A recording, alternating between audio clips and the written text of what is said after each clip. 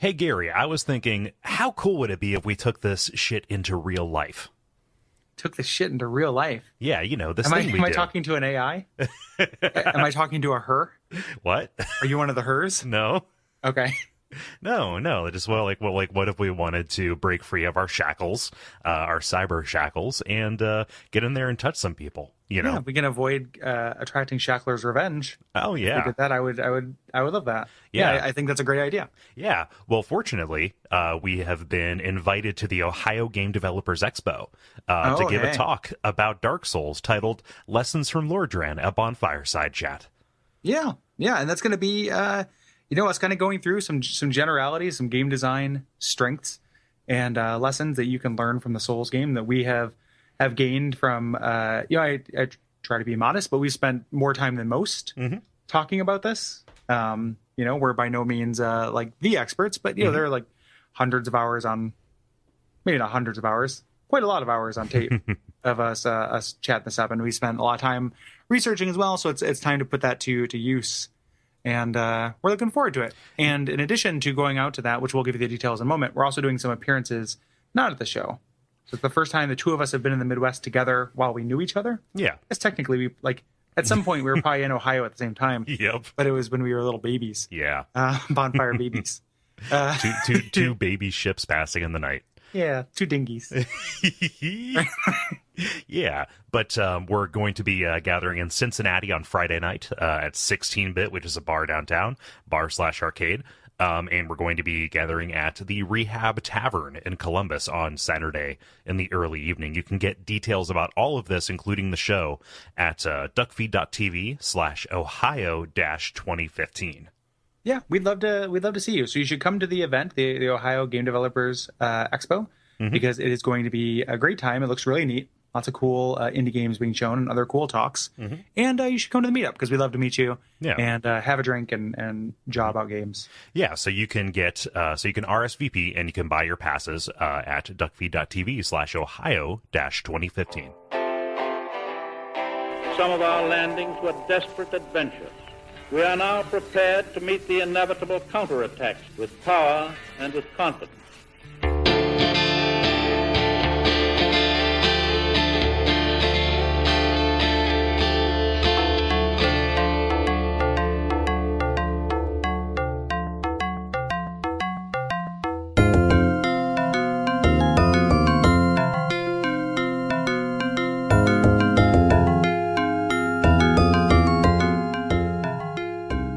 My name is Gary Butterfield. My name is Kole Ross.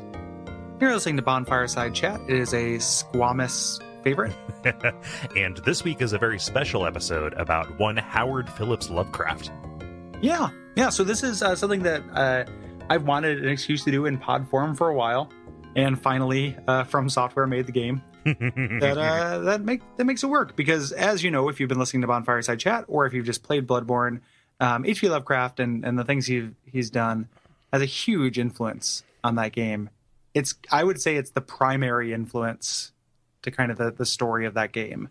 Yes. And the theming. And he's shown up in the margins of previous Souls games. Specifically in like monster designs and things like that. Yeah. And also a couple of concepts about like spreading corruption and other planes of existence and such.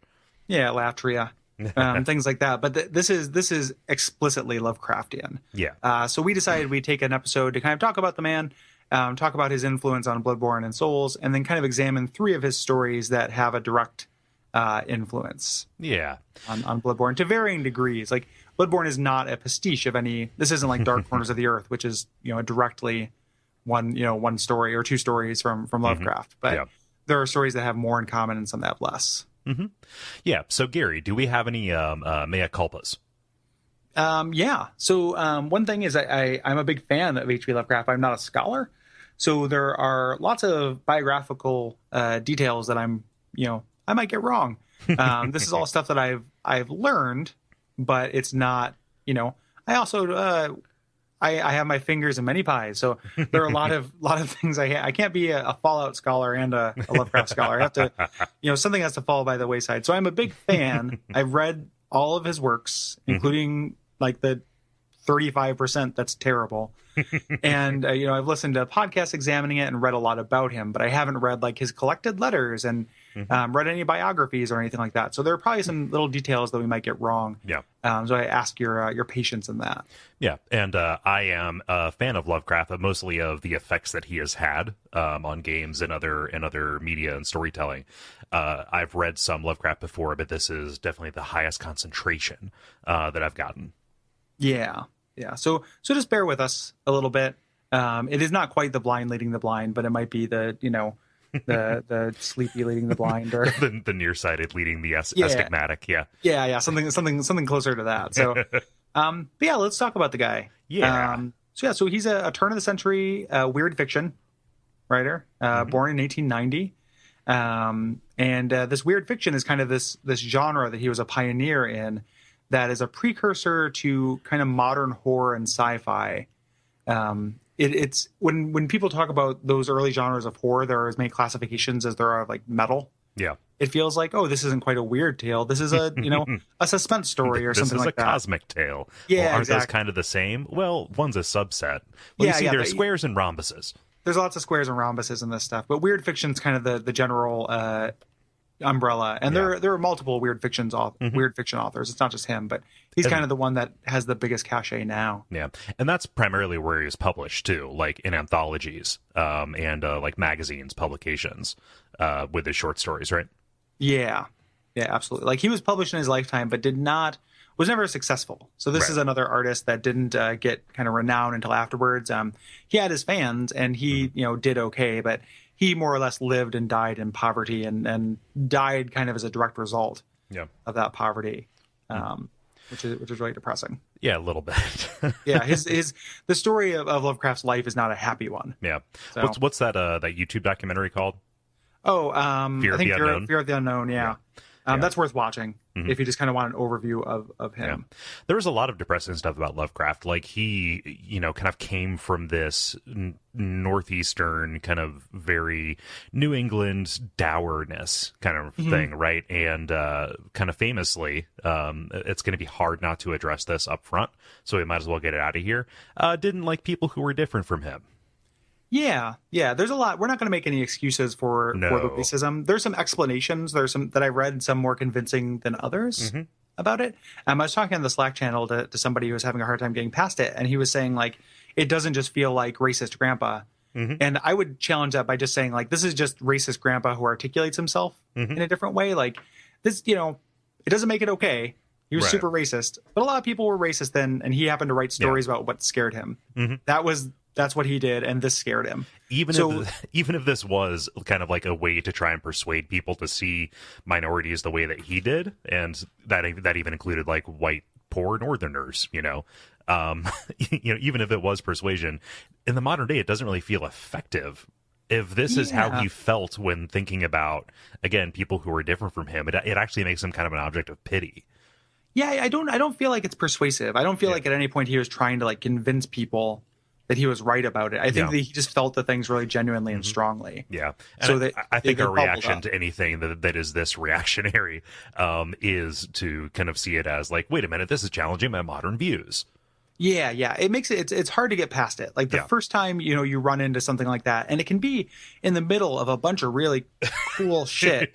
And then it just like, lowly birth people perhaps from Africa, or just like, there's a story he did that we're not covering called, like Arthur German, like the Last World and Testament of Arthur German, that like is a really, really cool beginning. And then slowly it's like, uh-oh. And then you get to the end and it's like, like his grandparents had sex with a monkey, and that's why his bloodline is cursed. Miscegenation. Like that's subtle. Yeah. And it kind of, it's a real shame. And a bigger shame, like when you talk about the greater tragedy of this guy, is that like there were signs when you read his letters and stuff that he was getting kind of better. Yeah. And just didn't get a chance to. And that sucks because like, I've talked about it in relation to social justice stuff, but if there's not room for people to get better, if you just like fuck up once when you're young and then that's it for you, like there's no point to this stuff. So like, and I get that he didn't get a chance to, and I have people who are just like, I can't read him or appreciate him because of this racism stuff. I would never try to convince somebody not to do that. Right. Like that's fine. I get it. But like he was, on a trajectory to get a little bit better. Yeah. I think. Mm-hmm. And it just, you know, and then just gave himself like stomach cancer and died. Yeah. You know? But yeah, it is hard to get around. Luckily, out of the 3 stories we're reading here, they're not the worst offenders by any means. No. There's a little bit of stuff in Call of Cthulhu that's a little bit troubling, but like it's not nearly as bad as it can get. Yeah.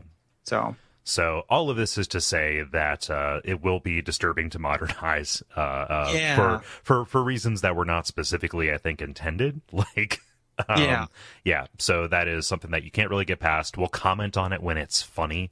We are not apologizing for it. We are not giving really any kind of excuse. But yeah, it's an important and it's important and perhaps necessary to appreciate a work while simultaneously discussing its more troubling aspects, or whatever that paraphrase is. Like, we're not going to ignore. That's a really great quote. Did the person who say that kind of like get lauded for that? No, actually. Oh, okay. The person who said it gets death threats constantly. Okay, cool. So yeah, it sucks. I just wanted to make sure we were making the right people mad. Yeah, it is a good quote though, and it's you should keep in mind. Mm-hmm. So one of the things too, just real quick before we leave the racism thing, is that one of the reasons that I can enjoy the work in spite of it is because, you know, if his whole thing is this, you know, the oldest and strongest fear is fear of the unknown, right? Mm-hmm. That's what racism is fear of the unknown. Like, if you don't like somebody from another race, like, you probably never actually talk to them. Like, whenever I meet somebody who's homophobic or doesn't think that gay people should be able to get married, I'm just like, man, have you met like Doug and Brian?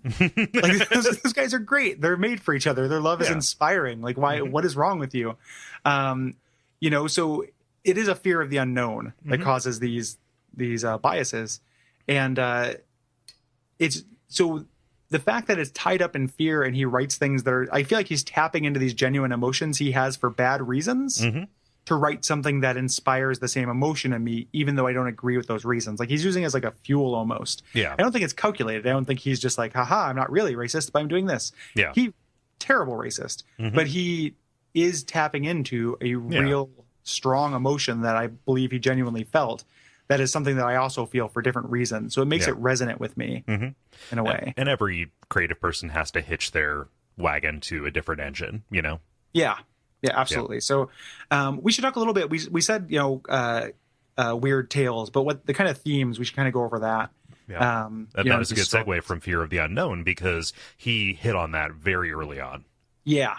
Yeah, it is, you know, that classic kind of adage about not knowing actually what's there is all over this. There's a grand theme of insignificance. There's a whole lot of this kind of our frames of references are wrong. There is we don't know enough to really understand the universe, and when we try to, if we actually succeed, that's just going to drive us crazy. Right. And we don't need to know that. We shouldn't know it. And because we are so insignificant. Yeah. He seems to be all about, you know, what is kind of beyond the borders of our perception. Yeah. Yeah. And that extends from kind of things that explicitly deal with dreams and sleep and, you know, otherworldly gods and different dimensions, all the way down to things that rest in the center of the earth. He kind of goes micro and macro with it. Yeah. Yeah. There's stuff everywhere. It's not just like what's on the borders. It's the border goes on infinitely longer than the actual canvas. Yeah. You know, so it is, we know nothing is the kind of idea. And it's a-religious, which I really respond to. It is not, there aren't really evil creatures in this. It is always alien motivations, things we can't understand. Yeah. You know, there's it's not the devil. You know, it's not Dracula, who's like this lusty, you know, boner monster. who symbolizes all this like kind of like ravishing sex. Yeah. It's these things that we can't even understand what they want. So there's no communication. It's just this force, and that's super cool. Yeah, yeah. That's important, because it's kind of hard to get behind or get scared by things that are explicitly horror that explicitly requires you to believe in a Christian cosmology. Yeah, yeah. I've had friends who are really scared of The Exorcist, and that movie's never done it for me. Yeah. I've tried to watch it, and it's just like, it's silly. It's like, oh, the makeup face girl is masturbating with a cross. This is goofy as hell. Now, The Exorcism of Emily Rose. Oh, yeah. So, yeah, you can do it in a way that, but the actual, like, just... Yeah. priest are good guys against devil bad guys. Like, just doesn't work for me. And if it works for you, that's great, but it doesn't work for me. Yeah. So this, again, this manifests with these gods, and there's this whole mythos that kind of sprung out and influenced a bunch of later authors. You know, a lot of modern horror authors kind of got started writing this fan fiction, essentially, about this pantheon of gods. Well, afterwards and with him too. Yes. So it's kind of two different things. Like the August Derleth, who's the guy who did Arkham House Publishing, like is a terrible writer and didn't understand the mythos, like didn't understand his themes, but saved a lot of his work from obscurity, which is really cool, and kept it in print. That's kind of where a lot of, like, you run into like Stephen King and Neil Gaiman and stuff, who really cite Lovecraft as an influence and work in that mythos. But when he was alive, it's the first, as far as I know, large scale kind of shared universe, which predates things like, you wouldn't think of it, like comic books, right? Like when comic books started doing that, that was a big deal. This was the same thing, where like in a Robert E. Howard Conan story, he's fighting a cult that worships a god that's mentioned in passing in like Dagon, you know. So they like, and he loved it. Like he encouraged it. Like kids would write him, like young, you know, people would write him and say like, hey, I really like this idea, I want to do a story. And he would write back and say, well, send it to me and I'll tell you what I think, and would work with these people. Oh, and he loved that stuff. Like there's a lot of really charming stories about him helping out kids, or like people who are in really different walks of life. Because he's got this reputation as being this kind of ghoul, but he had friends and was funny, and like, you know, he had a social life. But he was just very encouraging to people who wanted to do stuff with his work. You know, and to him, it was kind of mirrors that, like, well, there's just more, you know, like there's not a limited amount of this. Like, you're not taking anything from me by mentioning the Necronomicon. Do it. Like, I love that. Then it just makes the universe bigger and cooler. You know? So that's something that he did that's really important, and I think really rad. And, you know, it's kind of like, back on Watch Out for Fireballs, it's kind of similar to the discussion about the people from id allowing modding, right? There's, you know, there are reasons probably to hold it close to your chest, but like, how much do you gain by like letting this thing get a life of its own? Yeah, and he, you know, was all about that. I guess what I'm saying is Lovecraft was an open source storyteller. He was the John Romero of his time. He just pulls up on like a cherry red horse and buggy, and just you know, with his model wife Sonia Green, just smoking hot. So it is there are a lot of things like that he did that were really important, kind of early themes. They're just like, it's so ridiculously big, like it's really hard to imagine, you know, like and all my favorite stuff too. So like John Carpenter, who's like makes, you know, some of my favorite horror movies, are all Lovecrafty as shit. Like The Thing is explicitly Lovecraftian and is so good. It's like it's a perfect horror movie. You know, so it just tidal waves of influence out from this guy. Tremendous amounts of imagination. And also, and just in, you know, responsible for my favorite tabletop role-playing game as well.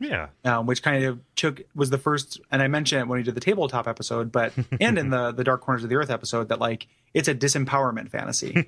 It's what happens when you are facing things that are so big, and what do you have to do when you can't actually face them directly. And it just creates a lot of really interesting situations. I was shocked actually when we were walking through that game store in Portland, the tabletop store. It seemed like every other box was an explicitly Lovecraft-inspired thing, Arkham something or other. He's really everywhere. The most recent Magic set is all about this Zendikar place and these Eldrazi, which are essentially just big cosmic horrors that don't have an affiliation. Like, it's everywhere. Like Zeromus. You know, Final Fantasy IV. Like, now you're talking my language. It like touches everything. Like it touches everything. You can't really escape it. So it's just, even if you can't support him because of the racism thing, or if the prose is too purple for you, which like both of which I understand, because some of the prose is really labored, purple and stilted. It's somehow it's like a mix of the two best Daredevil villains. That's a deep cut. But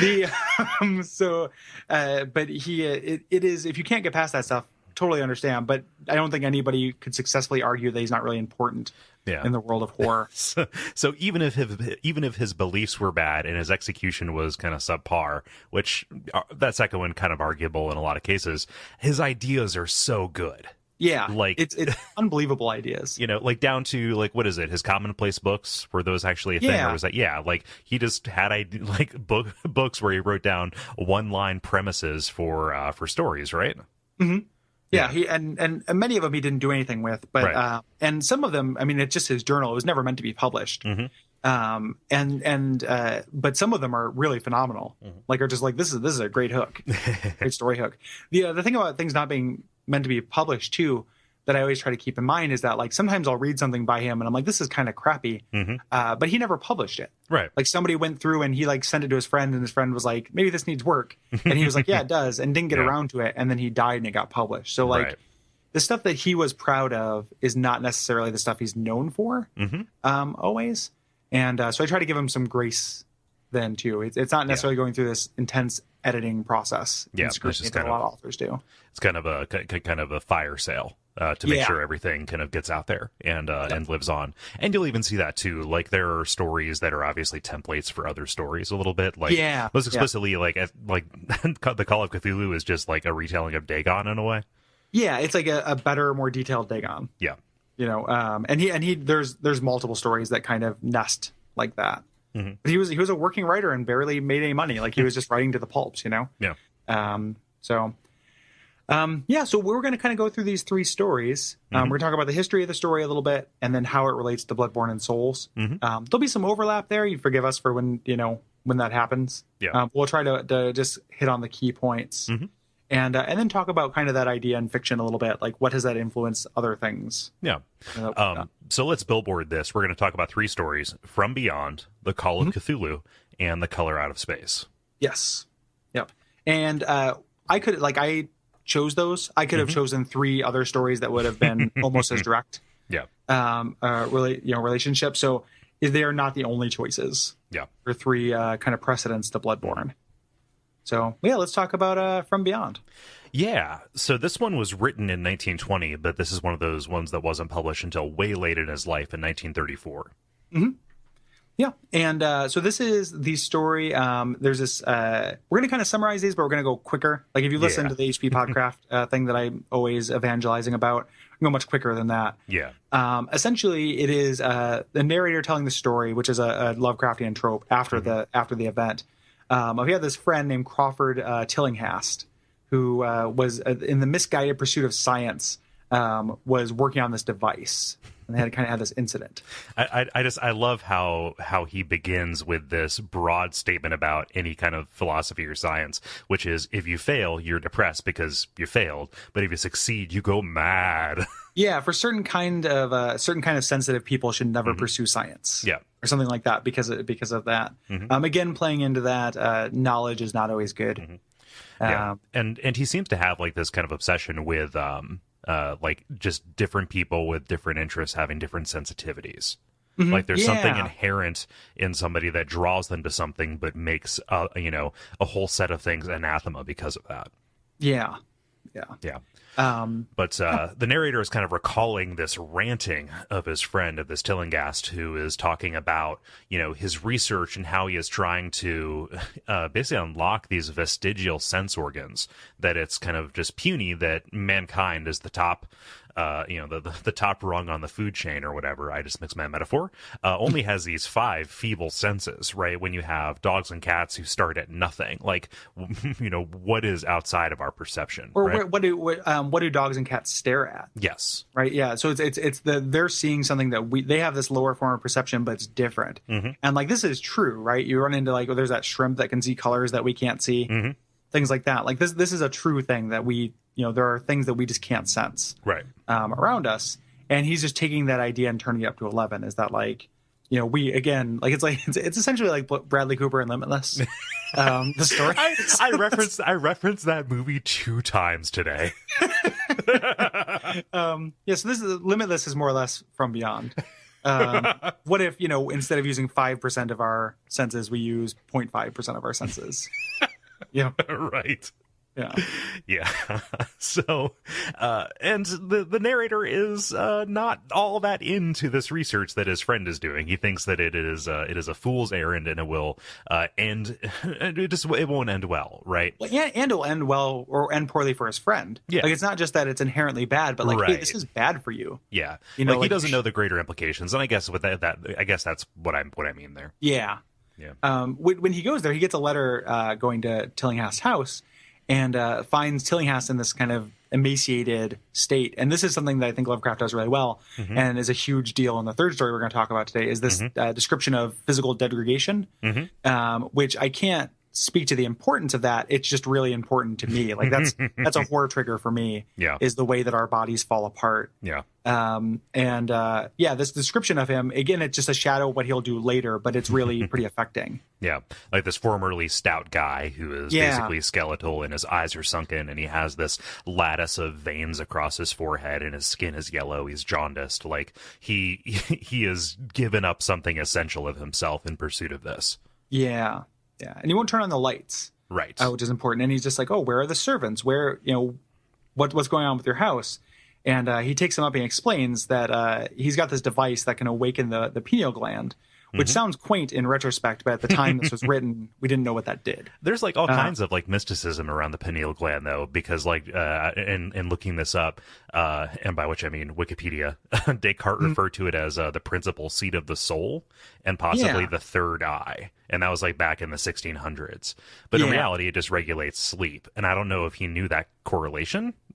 I feel like he didn't. You're I right. don't think he knew that it necessarily regulated sleep, or if he did, he thought that it would do more. Like that wasn't the end of the story. Yeah. But that's resonant with his whole dream fixation too. Yeah, absolutely. Like that totally makes sense, and that will come up later as well. But the idea is that by activating this thing, you'll see things that you won't see. You start seeing ultraviolet, right? Which is a color we can't see, but he can see it once this thing is, zapping his gland. Once it's attuned. Once once you zap his gland. Zap the glandage. You got to stroke the pine cone. Oh yeah, buddy. Yeah. And so as he's tuning this in, and as the resonance kind of picks up, this is the wonderful thing about the story. He's not looking off into a far distant place, right? Like this isn't giving him far sight or second sight. He's seeing things that exist over top of him. Yeah, like creatures and places. So it's in this other dimension or whatever, however you want to put it. There is this gigantic temple, like this huge tomb temple where he's at. And there are these like monsters, and the first he sees these kind of jellyfish things, and I love the description of how they move and stuff. How they are preying on each other. Yeah. Like sometimes they're playful, and sometimes they'll devour one another. Yeah, how they drift slowly with some malignant purpose. Yeah, and they can overlap. So they can. So I don't know if the idea is that he's seeing multiple dimensions at that point, and those two are overlapping, or if it's just some kind of power that they have. Yeah.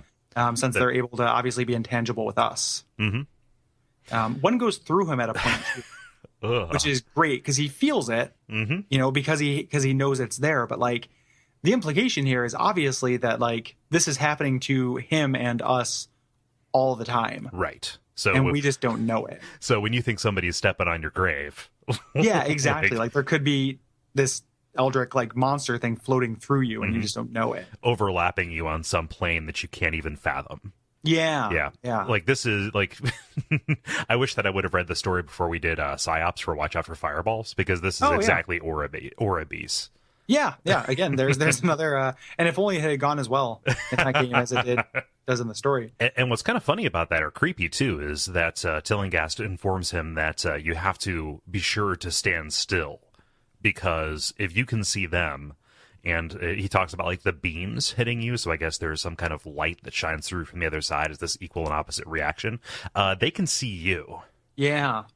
So that's that's kind of this the big twist. Like early on, the early Lovecraft stuff always has this kind of really pat twist in it, and that's one of the things he says. And there's another one coming a little bit later. But yeah, so you have to stay still, and Tillinghast is going crazy at this point. Yeah, and just ranting insanely. the HP Podcraft episode of it has Andrew Lehman doing the voice of him, he's the guy who does the HP Lovecraft Historical Society, and he's really great. And he does a really good Tillinghast. The narrator says he was held up once in East Providence, and so he has a gun with him. That's another thing that early kind of slightly weaker Lovecraft does, is explain every detail that doesn't need to be explained. Right. Necessarily. Like, he could have just been scared when he went, and had a gun. Yeah. Which is just like, or could have just had a gun. Yeah, exactly. Yeah. Or I mean, it didn't even need to be a gun based on what happened. Right. Like, it could have been, but yeah. So he's, the servants are supposed to be this hanging question, and Tillinghast explains what happened. Right. So remember how Tillinghast did not want you to turn on the lights before? Well, turns out that one of the cleaning women turned on a light, and that resonance caused not just her, but most of the other servants to kind of be raptured out of their clothes. Yeah, they get disintegrated, which again is a super cool image to just find, like, you have the lights off because of this experiment. The light goes on, you run downstairs, there's a pile of clothes next to the light switch that you recognize from somebody. Yeah. That's super cool. Oh, man. And this kind of Tillinghast is going crazy. Like, the machine is intensifying, and the overlap is increasing. And Tillinghast is going really, really crazy, and is just saying, like, hey, when I needed support for this stuff, you weren't there for me, which is kind of true, as a thing. So it's like this real thing that you could be feeling, but amped up to 11. Yeah. Sleep deprivation and yeah. And also he could feel, like, isolated, right? Like, as he is driven into his research, like, he could very much be saying, like, why didn't you try and stop me too? Oh, totally. Yeah. like he's got the purple crazies. Yeah. That you get from the machine. Yep. Oh, yes. Yeah, the machine does glow, even though there's no electricity associated with what it does. Yeah. Yeah. So he's ranting and stuff, and he's saying, I've been able to see the bigger beasts, like just look behind you. There's a thing here. Like, you think that it was those jellyfish that do it, but those things are nothing. Like, they're actually bigger things. And he's trying to goad the narrator into turning around and seeing the thing that's sneaking up on him. Yeah. And this just becomes too much, and our main character kind of pulls out his gun and fires. Yeah. Yeah.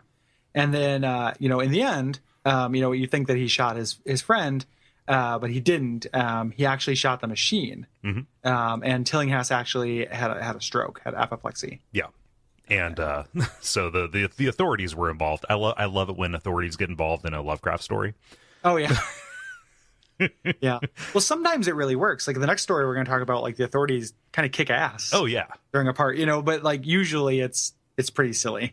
Yeah. But they come in and they've got him for questioning, right? Like, hey, what happened? And he's reticent to really explain because he doesn't want to be committed, right? And they say, actually, well, you're in the clear. Even though you fired the bullet, he didn't die. But he does not, in fact, live free for the rest of his life, because now he has this knowledge that whenever he's, breathes clean air, whenever he sees a blue sky, wherever he perceives emptiness, there is, in fact, just this awful stuff that is waiting to claim you. Yeah, yeah, and it's always been there, It kind of gives lie to the piece that you had before, even. And then there's the last line twist, which he does in those early stories, where it's like, I knew it was true because they never found out what happened to the servants. And that's supposed to be like the dun dun dun. And up until this point, you already had enough dun dun dun, I think. Yeah. But I just really wish that he had somebody around to be like, no, strike that last line. Because there's a bunch of his stories where the last line kind of ruins it. Like, if unless you can ignore it, but like, yeah, if you can't ignore the last it totally line. Passed below my eye. I was like, okay, cool. Well, there's some corroborating evidence. Like, the thing that I assumed happened. Yeah, it's like he's writing with like a very harsh skeptic in mind. Like, he just projects somebody questioning everything he says, which plays into the fact that he was had a lot of problems with confidence and stuff. Like, he was, so that ends up making sense. But that ends up being from beyond. Yeah. So the people, the bright kids in the audience who are listening to this know why this is important to Bloodborne.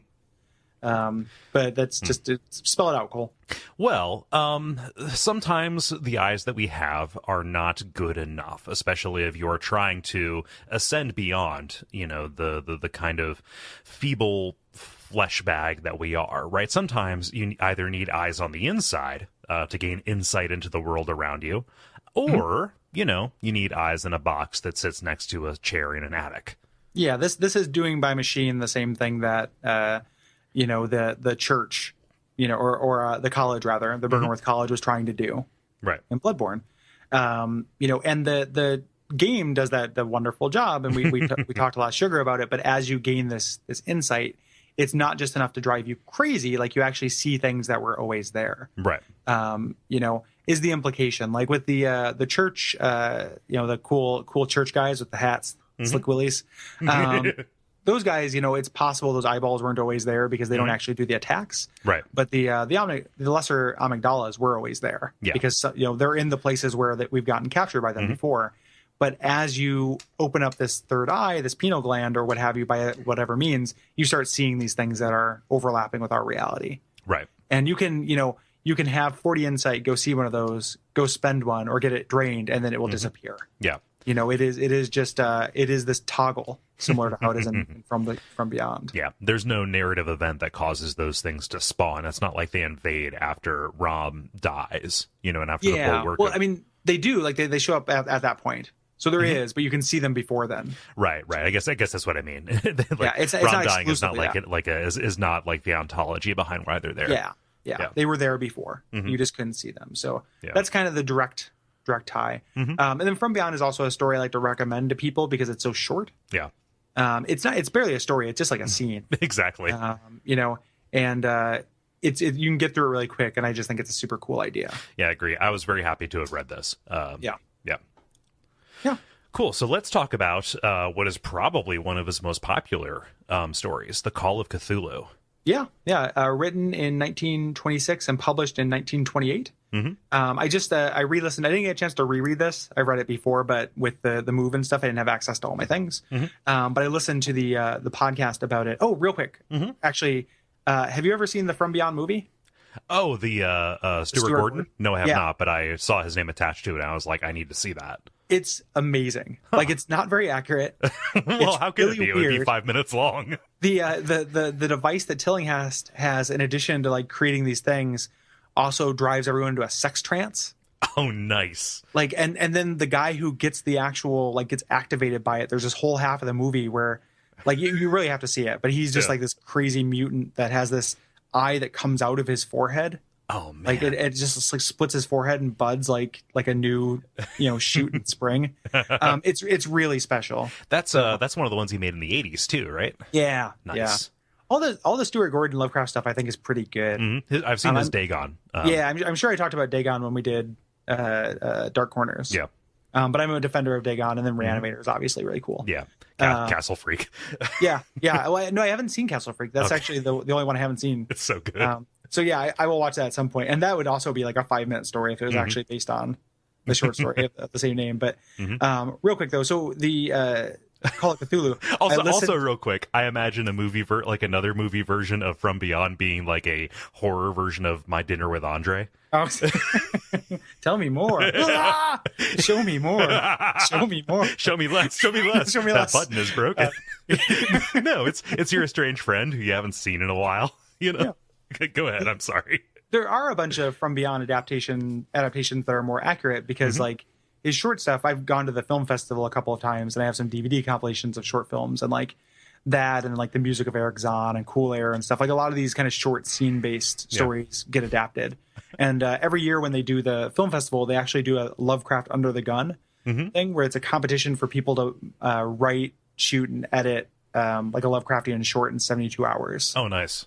And they're not always adaptations. Like sometimes they're just inspired by. That's good. But a lot of times people will choose like From Beyond or something like that. You mentioned the Cool Air there. That's one of my favorite Lovecraft stories that I've read because it is about his fear of air conditioners. Like you should be scared of that modern technology. They didn't have it in Old England. They shouldn't have it in New England. But and he wore suits everywhere too. Like he had to have smelled bad. Oh, he always wore like a full suit. That's what they never tell you about time travel stories. Yeah, well, even and they usually say that about like the 1600 like Dark Ages. It's like of course it did. People just put shit everywhere. Yeah, but like I think about that when I look at Mad Men too. Oh yeah, Yeah, you guys are wearing like 4 layers, and it's summer. Like It's stop. New York. Yeah. Come on. T-shirts, dog. But Call of Cthulhu, the publishing story is really interesting because he didn't really like it very much, and Farnsworth, who's the guy who did Weird Tales magazine, didn't want to publish it, but another guy kind of tricked him into doing it by saying like, "Oh, a lot of other magazines are looking at it," and kind of tricked him into doing it. So that's the reason why we got this story. It could have been like we might not have gotten it until what's his head got his hands on it. Yeah, until Derleth, yeah. Yeah. But yeah, it's kind of got an interesting story in how it was made, and it's weird that Lovecraft doesn't like it because I think this is one of the stronger stories he's done. Yeah, this was done in multiple parts, right? Yeah, this is no, I don't think it was published in multiple parts. Oh, okay. Yeah, I don't think this is one of those. It has like a 3-act structure. Like it seems like it would have been serialized, like Reanimator was. Yeah. Some of the stuff is, but I don't think this is. Yeah. But this has a really huge, like really famous opening, and a lot of famous lines in this one in general. But the opening is really, really kind of known. Yeah, which is that if there's one kindness in the world, it's that our minds cannot correlate the world's entire contents, right? Yeah, and and he, the writer of this, says like, I don't intend to do that with this, but that in the end it seems like it's funny, but in the end it makes no sense because because he at the end the guy who has this thing that we're supposed to be reading, he tells him to burn it. He just didn't. So the idea is that this is continuing to spread. Like, I think that's like an extra layer of the horror is that like, this was supposed to be burned. Why am I reading it? That's why I laughed, because I knew how it ended. It wasn't a goof. Yeah. Well, and it's one of those killing jokes I've heard about. yeah. The joke is killing. So let's talk about Call of Cthulhu. Yeah. So again, we have this narrator who is telling the story after the fact, or at least writing this down. And this is a story that is kind of multiple different layers of secondhand accounts and correspondence. This main character, we're viewing it through his eyes as he kind of uncovers the story that his own great uncle discovered, this George Gamel Angell, who our narrator was called to sort out his affairs after he died mysteriously climbing up a hill in his neighborhood. I thought he died because he ran into a seafaring Negro. He ran into a sailor who happened to be black. He was the implication he was chased, like he ran into it and he was running up a steep hill and there was a lesion across his heart. Okay. Yeah. I thought it was that he just like bumped into him, but it's been a little while since I read this one. Yeah. Specifically. And so inside this box are all these letters and this manuscript and then a bas relief. Yes. Real quick as a plug too, and I will never afford it, but the H.P. Lovecraft Historical Society has recreated this box. Oh yeah. With all his like period appropriate props and everything. Like you could have the experience of getting this box as the narrator if you want to spend enough money. And it looks really great. I like to think I'm less superstitious than I am. That seems like tempting fate. It would be a rad afternoon. Like that would be like, I would LARP for that and it would just be me. Like nobody would be there. I'd just be like, okay, I'm turning off the phone and stuff and just pretending like I got this for the day. Yeah. So this bas relief was brought by this professor by an odd psychically hypersensitive boy named Wilcox. Yes, this sculpture. The sculptor? Yeah, there we go. Yeah. And he had these dreams, Wilcox. Yeah. Did. And he claims to have carved this this bas relief in a dream, right? Yeah. And Angel is like, "Hey, I am a study of Semitic languages. I'm an archaeologist. Why are you bringing this to me? It looks very new." And another famous line here is, "Dreams are older than brooding Tyre, or the contemplative Sphinx, or the garden girdled Babylon." So he is channeling this thing and channeling this design, which horrifies everybody who looks at it. Yeah, it's just unnerving to look at. And at first, he's about to dismiss him, but then he says Cthulhu Fatagan, which is something he dreamed, and that perks him up, right? Because it's got this power.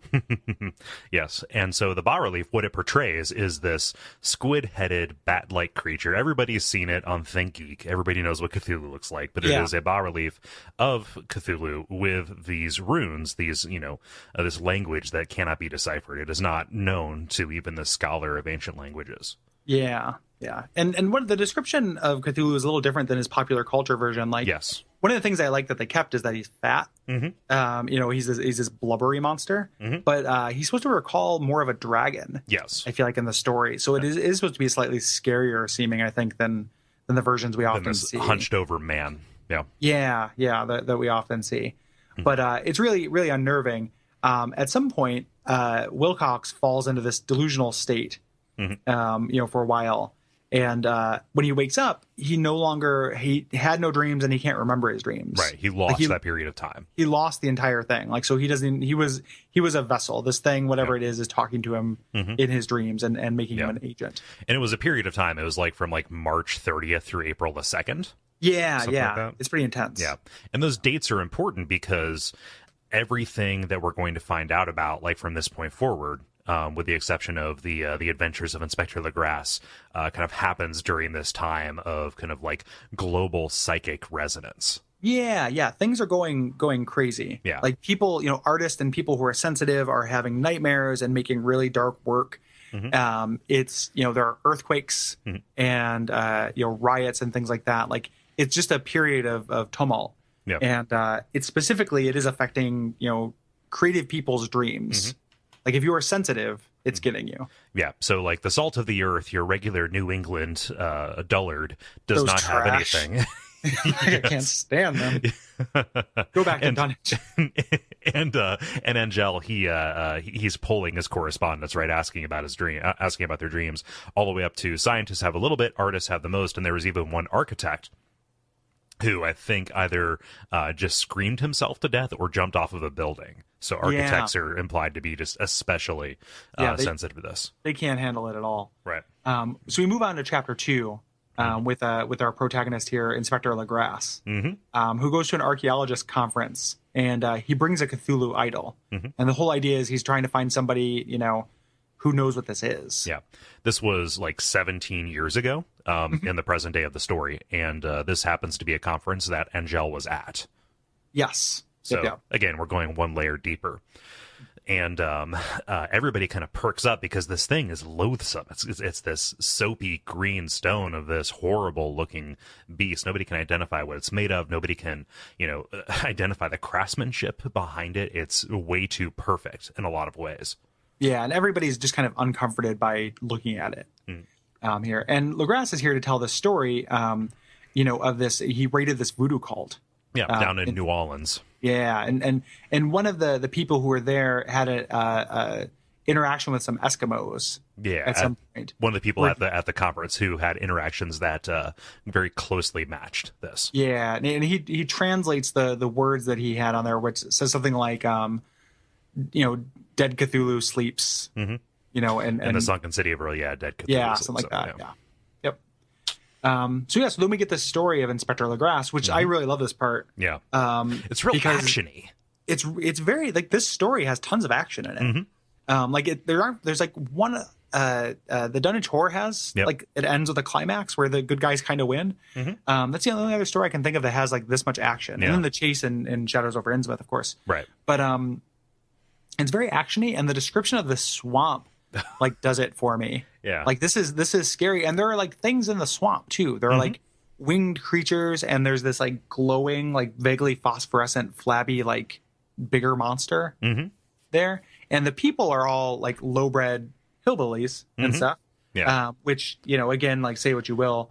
But there is something like that's the same thing that's scary about like Deliverance. Yep. Or something like that. Like that's not exclusive to Lovecraft's racism. Yeah. To be scared of or Texas Chainsaw Massacre or something like that, or The Hills Have Eyes. Like that's something that works on me. Yeah. I'm House scared of of 1,000 being... corpses. Yeah, I don't want. Yeah, you don't want to. We don't want to exclude Robert Zombie. Yeah, no, I don't want to get up any House of 1,000 Corpses. So like that works on me as there's just kind of like, oh, there are degenerate people who worship. I mean, like fucking Point Lookout in Fallout 3. Like this is everywhere. Like that's explicitly this. Yeah. Unless we get too progressive talking about how classist he was as well. He makes a point to talk about African immigrants and mixed race people as well. Yeah. It's not just classism. There's also some racism here as well. So the people who, they get this guide to take them out there, and the people who are in the swamp are doing these rituals and banging these tom-toms. And the description's really great because these creatures, this pale, glowing creature and these winged things are watching too. Mm-hmm. Like they see them out of the corner of their eye, but like they're not the focus of the story. We never figure out those things. No, they just kind of retreat back into the earth from what I can tell.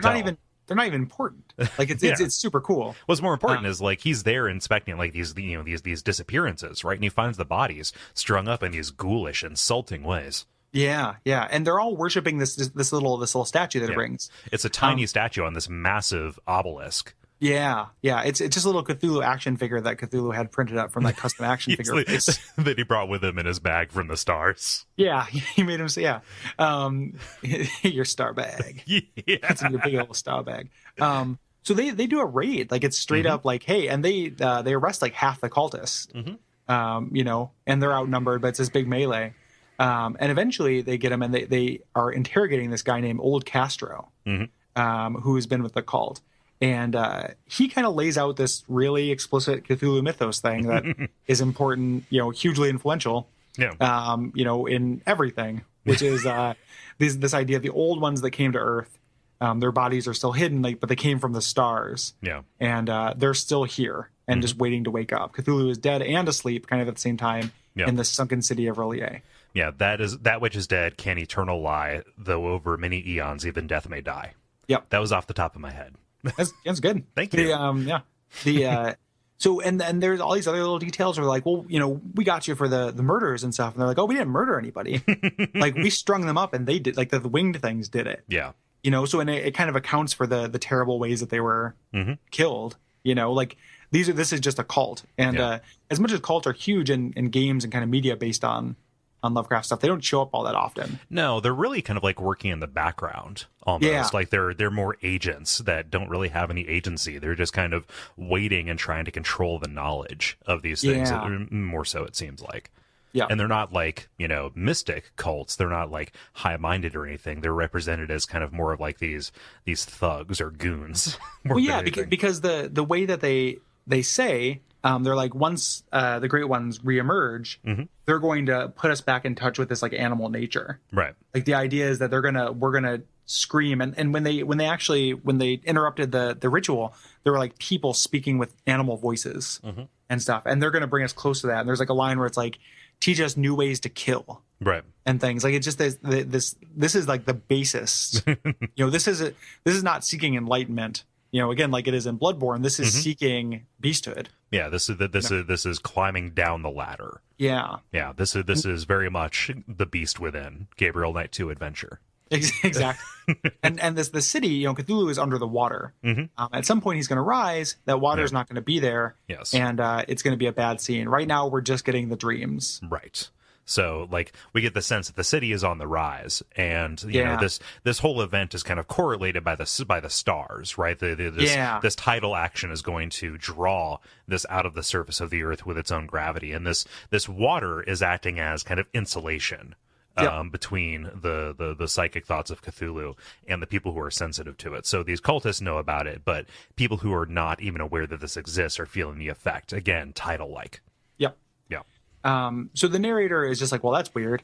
But then he accidentally sees just happens to see a newspaper clipping that has the statue. Right. It is a little like a halftone printout of the statue. I love the idea because it's like, oh, woe is me, but for this cosmic accident. And his eye just happened to like glance across this thing. It's literally the same thing that happens in The Repairer of Reputations.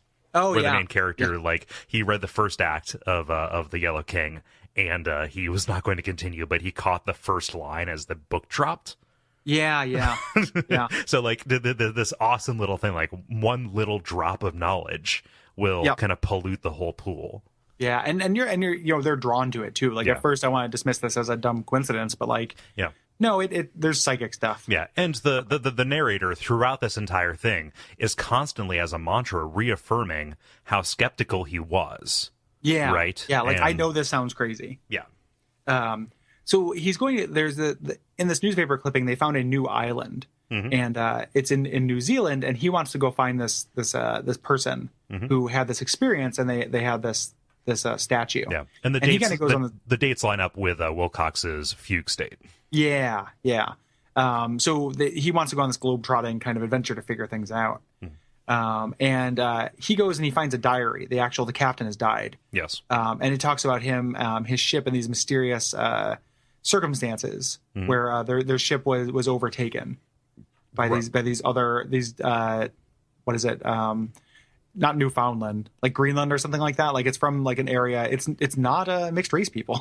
It's some some Norwegian. I forget. No, it's actually like he's Johansson. Like he is a Norwegian or kind of Scandinavian captain, right? Who's down there. His crew is Scandinavian. It's it's kind of like these South Pacific Islanders who are who are kind of like rolling around where Rillier is supposed to be.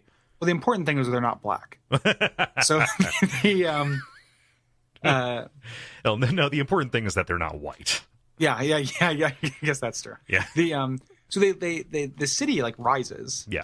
Right. He's telling the story about this, and they land on it, and it has non-Euclidean geometry. Right. This is the first time that phrase has shown up in reference to architecture. Which is a trope. Yeah.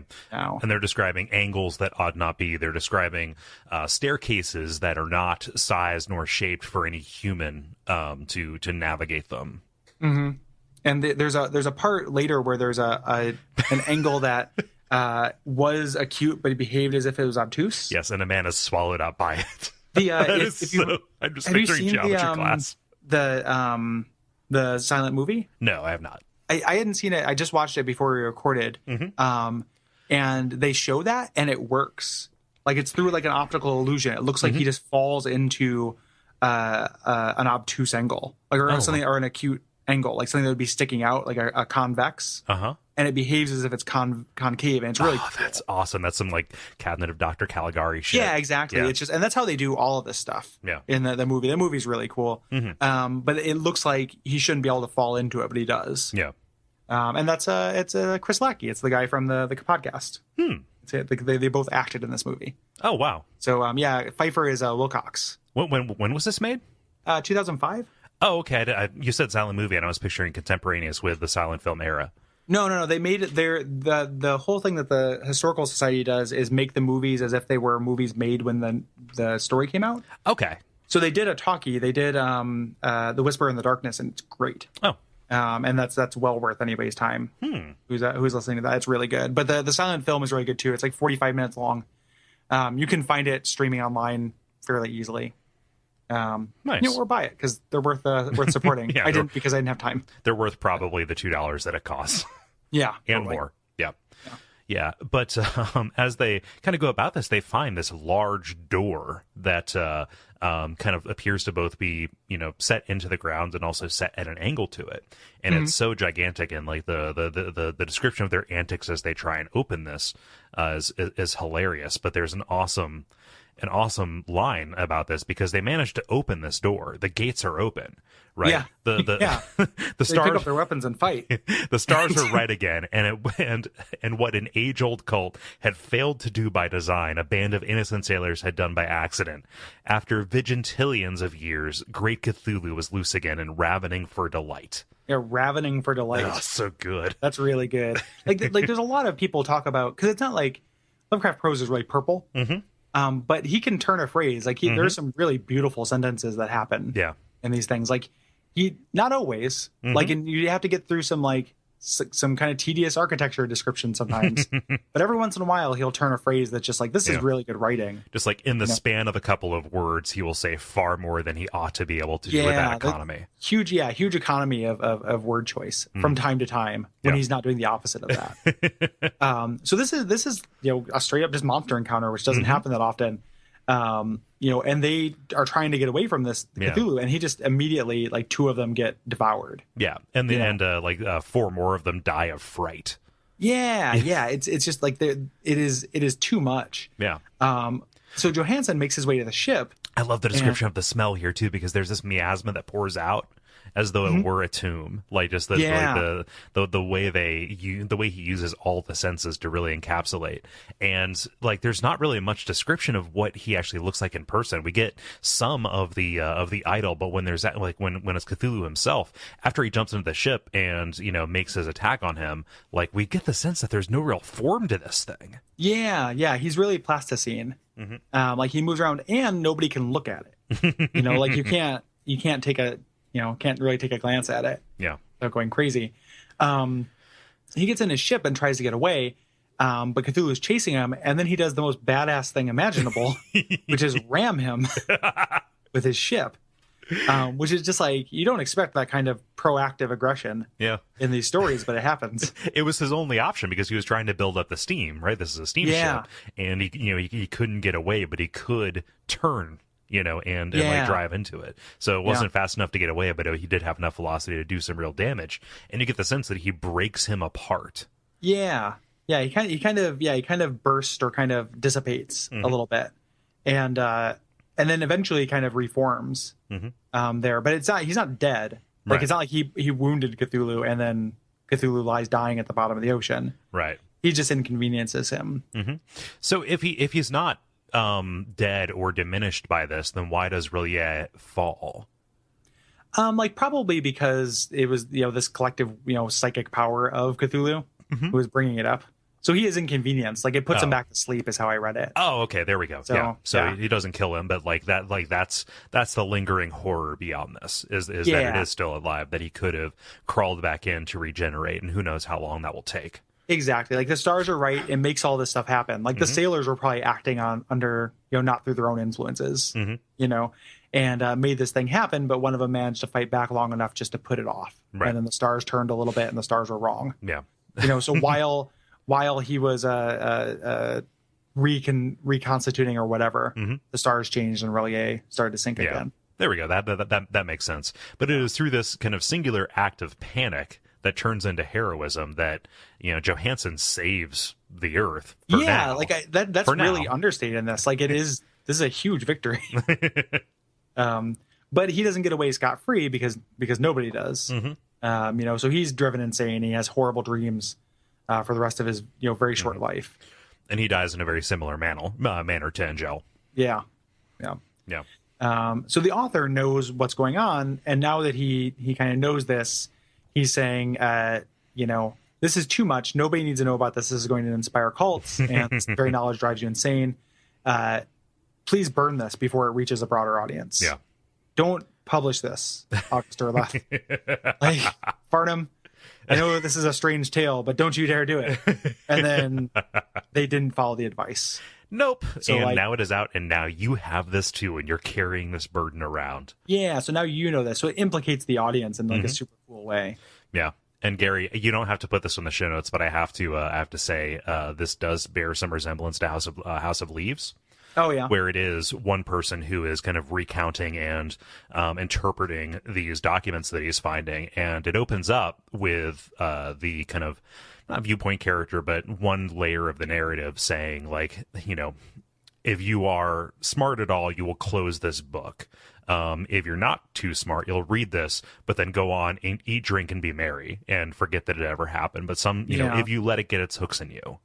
This idea that there is that, again, it's very Lovecraftian. There is this knowledge that will fundamentally change you for the worse.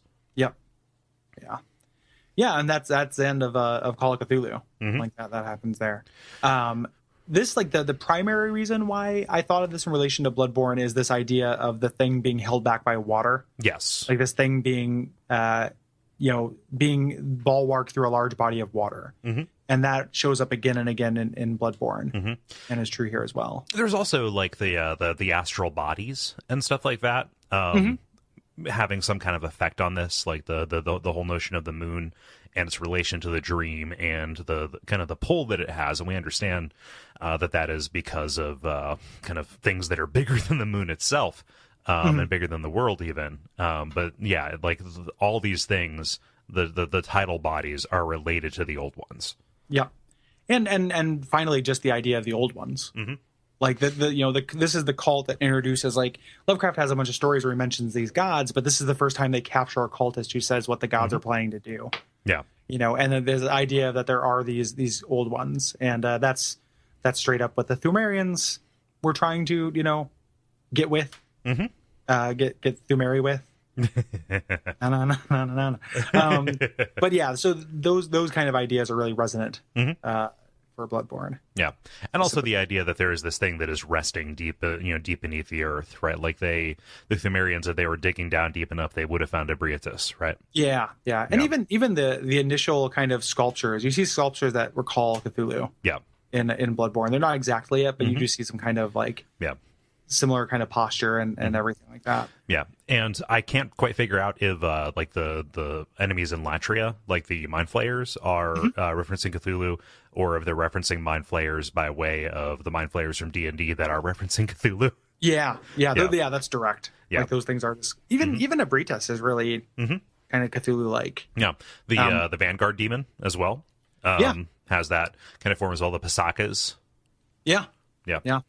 So there's it's funny how many of his demons are like these appropriations of that's a weird word to use, these different versions of deep sea creatures, right? Well, like that is what he snapped to as this horrific otherworldly thing, recognizing that deep sea is the closest thing that we have to outer space on our planet. Yeah, it's because the deep sea is terrifying. Yes. Like it is. I'm doing a class, Water and the Environment, which is how I got to go to that thrilling tour to the wastewater treatment plant.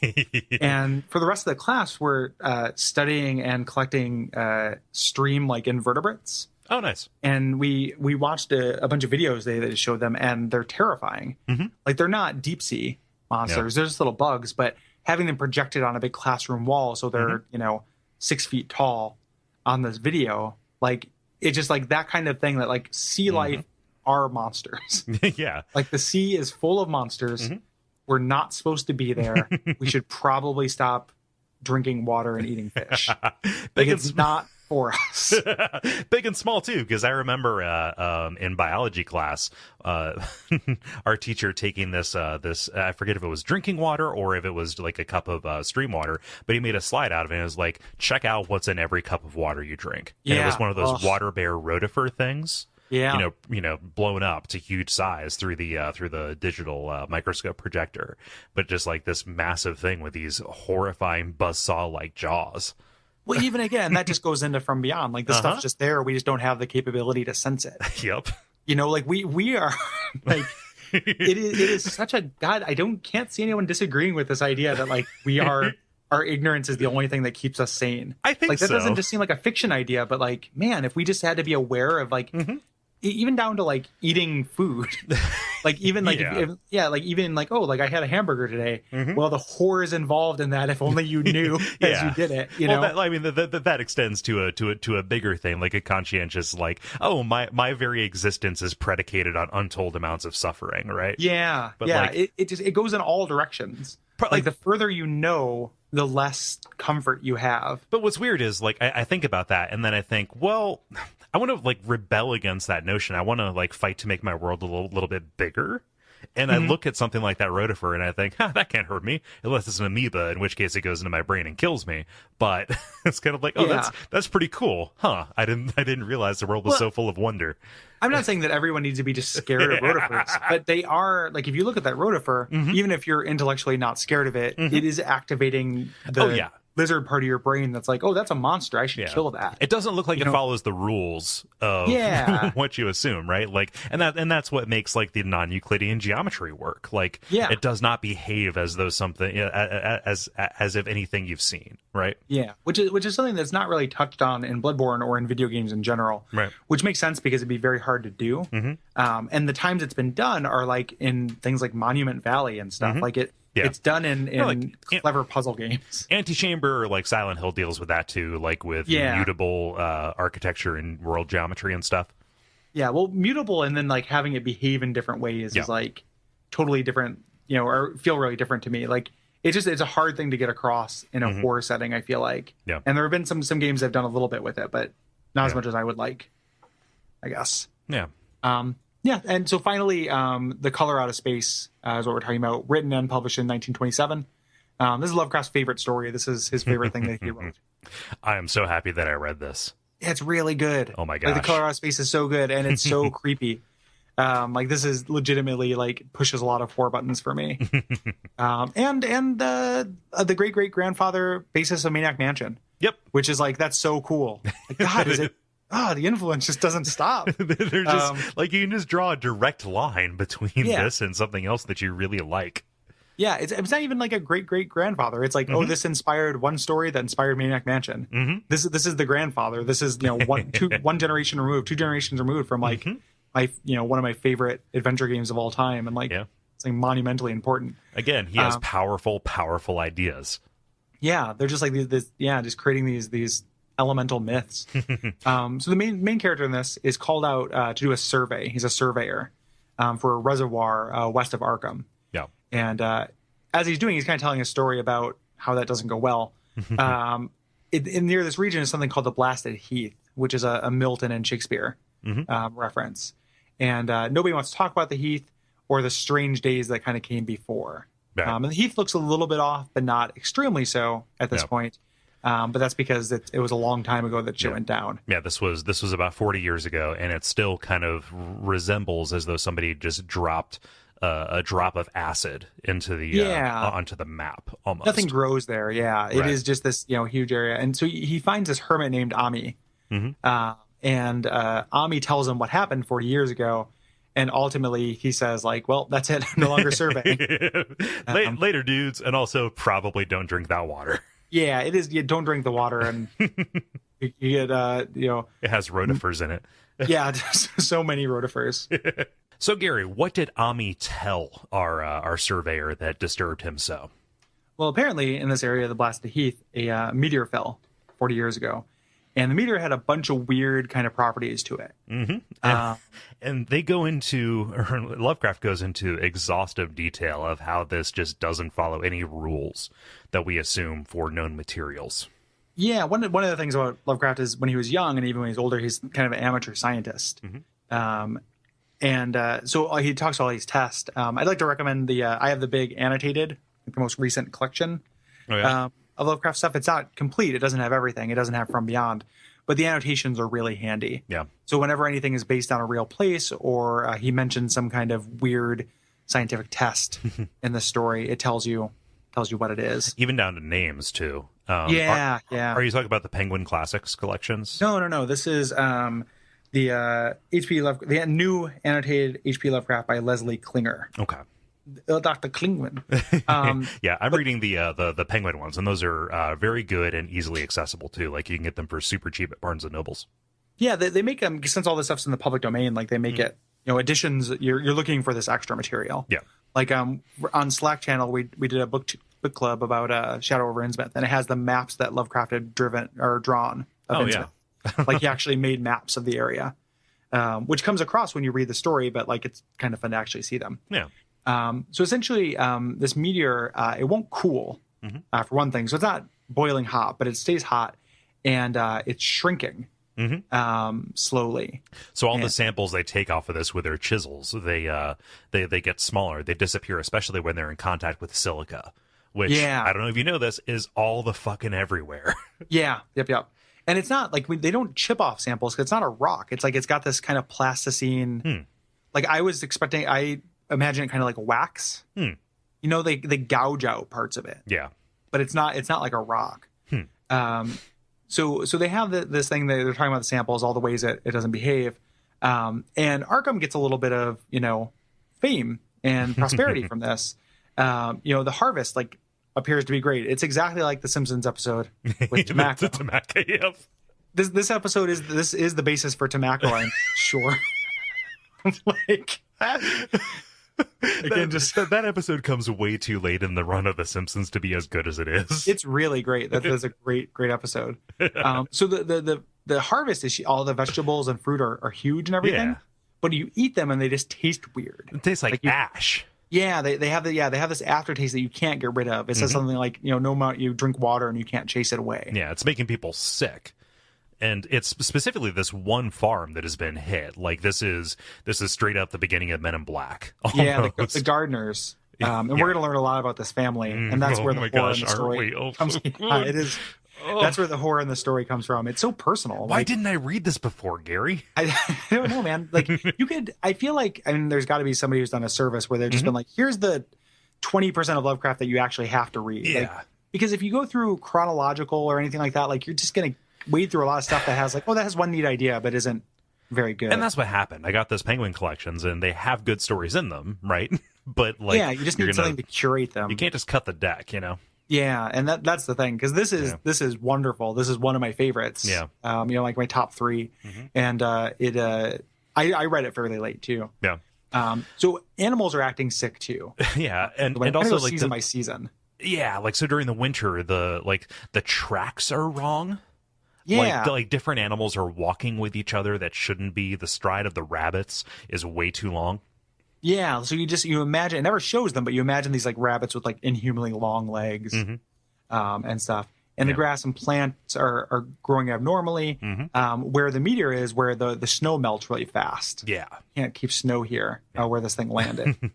Yeah, and like they talk about the skunk cabbage like around the edge of the woods growing like especially large, and just kind of the entire farm starts kind of blooming. Really, like plants that ought not bloom are kind of blooming in this strange alien color. And the trees are moving even without wind. And like, what's great about this is nobody believes what's happening here. Again, because of that hillbilly bias. Like, oh, they're just telling their tales and spitting their chaw. But which like one is a cool kind of inversion of the actual, like the hillbillies are right in this section. But two, one thing we forgot to mention is that when this happens, it's not just the meteor, which does it. They dig into the meteor and they find like a globule in the middle, and they bust that open. Yeah. And it appears to be empty. And the implication is that whatever was inside that is actually what's doing this. So the meteor itself is not harmful. It's just weird. Yeah, it is a vessel. But through science, like we unleashed something. Yeah. Through digging through this up. So something came out of this weird globule, and the description of it's really gross and plasticine and nasty. So we start moving into the Gardner family. Yeah. The unseen things are kind of coming for the family. Miss Gardner, his wife, starts going literally crazy. Yeah. And there's so much good detail here. Like she walks around on all fours. Yeah. Like she starts glowing at night. Yeah. Like again, just tobacco. And she, I love this description too, because he so often doesn't like go into the ways that language can't describe. Like he just says, "Oh, I can't describe it," but like this is somebody who like through multiple different layers of account, only spoke in verbs and pronouns. And wouldn't actually name what was invisibly kind of harrying her. Like just there's a sense it is draining me.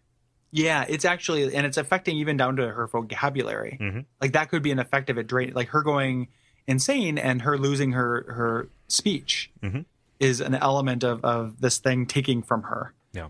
This is also when you talk about him doing that it cannot be named shit. This story doesn't do very much of that. No, like and that's wonderful. Yeah, every family member who gets it, we get a pretty detailed description of what happens. Brutal description. It's terrifying.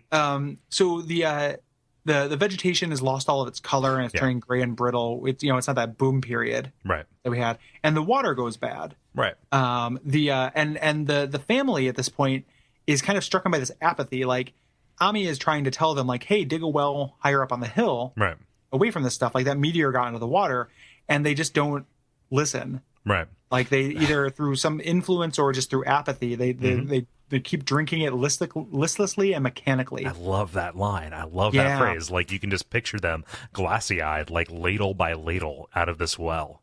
Yep. Man. The next family member to be claimed by this is Thaddeus. Right. And he goes mad, and he's not just talking about things coming after them. He is kind of entranced by this well. He's talking about this color that is kind of deep inside there. And so to protect him, the father locks him into the attic as well. And he suffers a fate that is kind of similar to all the rest of the livestock, which was not allowed to eat any of the affected kind of produce, but just by nature of being in this place, they start turning gray and dry, like they're actively desiccating. Like the chickens are turning into ash, and the hogs are fattening up so much that the meat is useless. There's a description where they're talking about the pigs where one of their faces collapses. Yeah. Like, and it's still alive. Like, it's not of it dying. It's that, like, its skin has dried out to where part of it collapses and it's still living through this. Like, it's horrific. Yeah. It's super, super gross. The youngest son, Merwin, seems like he's getting off light at first. Like he's quiet, because things happening to his family, until one day he goes to the well. And then when they go to the well, this is where they find the melted scrap of iron that was once the lantern and the bucket. Yeah. So the implication is he disappeared by this well, but something melted the iron that he had with him. Again, I love that description. He could only stare and obey, which would make him a wonderful student. Yeah, exactly. Yeah. Oh, man. And so, like, his family members are just falling one by one, and Ami goes to visit Nahum, who at this point is just bedridden in the kitchen. Yeah, Nahum is Gardner's first name. Yes, there we go. And he's calling out orders to Zanus, who is not there. Is one of his sons, and when he asks about him, he says he lives in the well. Like, what a good detail that is. Like, how creepy is that? But he's still calling for him. Yeah, he's still calling for him. He's like, oh, he lives in the well. So Ami says, oh, wait, Mrs. Gardner, like, this is something's wrong. And you kind of get the implication here that maybe Ami thinks that Gardner has lost it and has done harm to his family at this point. Like, maybe he's checking in. So he's like, what about Mrs. Gardner? Yeah. He goes up to the attic, and one of my favorite pieces of writing that Lovecraft's ever done is when something has been totally taken by this thing, he just starts calling them like a living thing or a non-living thing. And this whole part, he just keeps making that differentiation. Yeah. Like the living thing was like an unliving thing and things like that. Because Miss Gardner is in the corner as this shriveled, like desiccated husk that's emanating this colored mist. Yeah. It's super, super good. and it's implied, like, so it actually did happen. Like, Ami put her out of her misery, like collapsed her face. Yeah.